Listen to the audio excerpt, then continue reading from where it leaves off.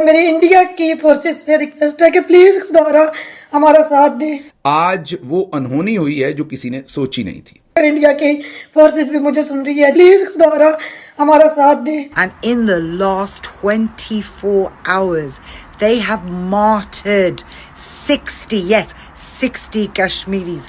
Blood on the streets. They opened fire with live ammunition. पास अपनी रस्ते पैगाम दे सामने के दगड़ दलिया रामियां कुत्तिया जड़ी तुम्हारी आर्मी दाखिल होई नहीं ना, अल्लाह तो की तबाह करे और अल्लाह तुम्हारी आर्मी की तबाह करसी इंशाल्लाह मुनाफिका। कि आज़ाद कश्मीर नाम की कोई एंटिटी कभी एग्जिस्ट करती ही नहीं थी। ये वो फिक्शन थी जहां हमारे ऊपर बहुत सा और इल्ज़ाम है, सही इल्ज़ाम है कि हमने सही वक्त पे नहीं बोला। अब बोल लेते हैं, कभी भी कोई आज़ाद कश्मीर एग्जिस्ट नहीं करता था। अब रावलाकोट दुनिया की सबसे बड़ी खबर बना हुआ है। अल जज़ीरा वो कहते हैं Rawalakot, something is happening in Rawalakot, what's happening in Rawalakot. Amnesty International, बैनुल अक़वामी मीडिया, रावलाकोट गोरियां काले गोरे चिट्टे नादरी सारे आकर रावलाकोट कर। आप और हम ने सब ने मिलके एक झूठ बोला 77 बरस से। आज़ाद कश्मीर नाम की कोई एंटिटी कभी भी उसकी कोई हकीकत नहीं थी। फील्ड मार्शल आसिम मनी क्या क्वालिफिकेशन रखते हैं आप? पूरा कश्मीर आपको बद्दुआएं दे रहा है। इंटरनेशनल मीडिया रिपोर्ट कर रहा है और जो दावे कर रहा है वो बहुत खौफनाक है। वहां कोई जुडिशरी होती, उनकी कोई औकात होती, तो जिस तरह से पाकिस्तान के रेंजर्स पैरामिलिट्रीज दंदनाते फिर रहे हैं मीरपुर से लेकर मुजफ्फराबाद से लेकर रावलाकोट तक, और खुल्लम खुल्ला गोली चला रहे हैं, बेदरेक लोगों को मार रहे हैं, गिरा रहे हैं, तो ये सब कुछ ना हो सकता।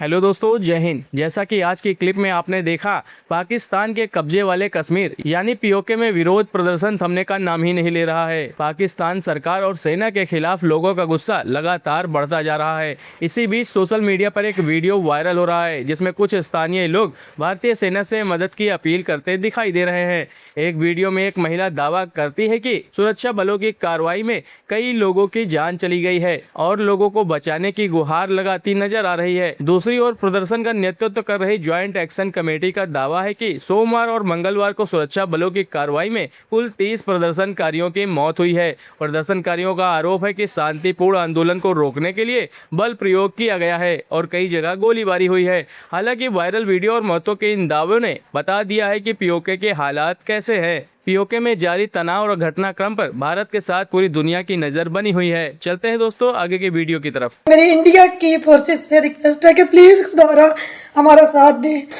पाकिस्तान की फोर्सेस ने, पाकिस्तान की पुलिस ने, पाकिस्तान की आर्मी ने हमारे बच्चों को, हमारे वर्षा को शहीद कर दिया।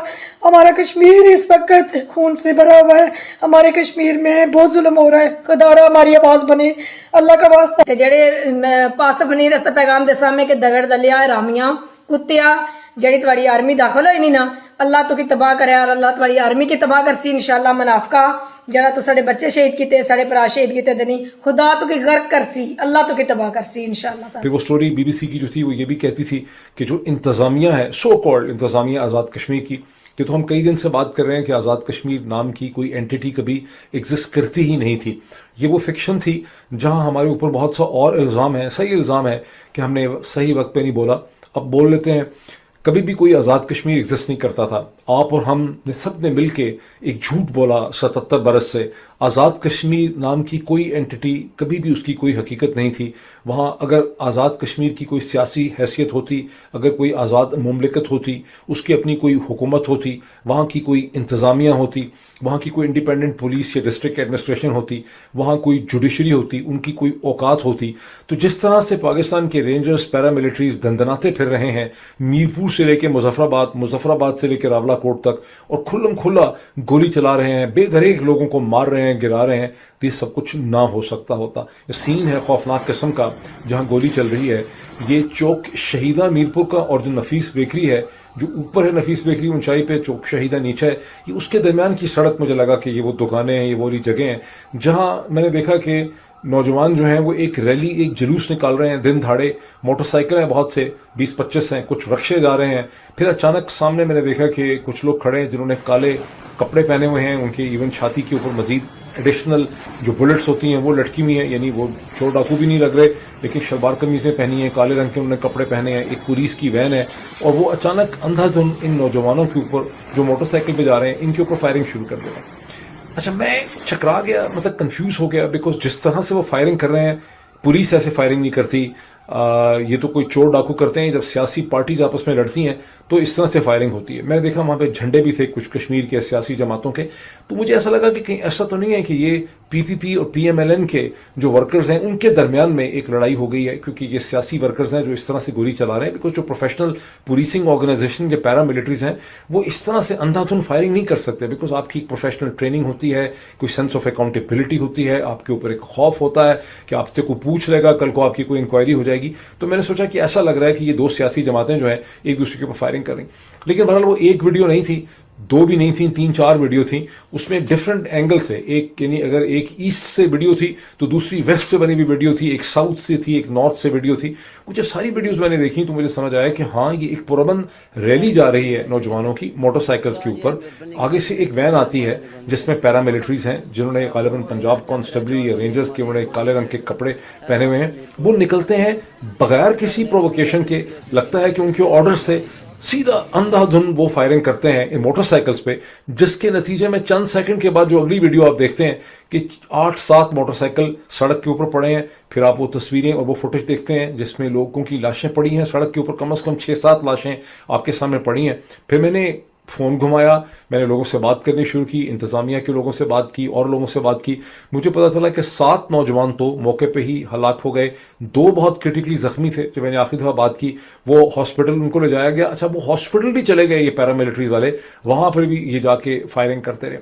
ये सारा कुछ जब मैंने देखा, पहले मुझे लगा कि ये कोई, मुझे यकीन नहीं आ रहा था, मतलब इवन फुटेज देखने के बाद मुझे लग रहा था कि कोई इसमें ऐसी चीज है जो मैं ठीक तरह से समझ नहीं पा रहा हूं।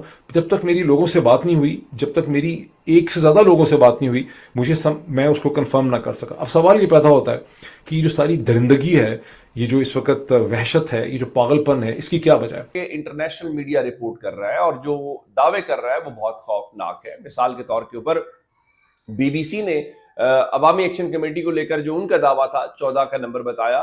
फिर उन्होंने कल ये बताया कि देखो 2 अफराद की अभी तक तस्दीक हो पाई है। ये कल बीबीसी का 2 का नंबर था।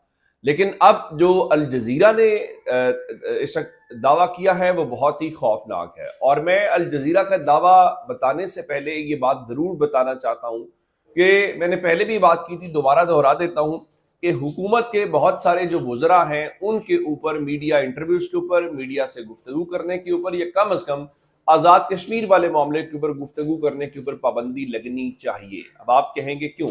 देखें, ये मामला हसास है, ये मामला सेंसिटिव है और संजीदगी का मुतकाजी है। लेकिन इस वक्त जो विफाकी वुज़रा हैं वो बजाय इसके कि इस मामले को सुलझाने के या ये तासुर आए कि वो संजीदगी का मुजाहरा कर रहे हैं, वो मजीद जो है वो फायर फाइटिंग की बजाय वो अब इस सिलसिले में फ्यूलिंग कर रहे हैं।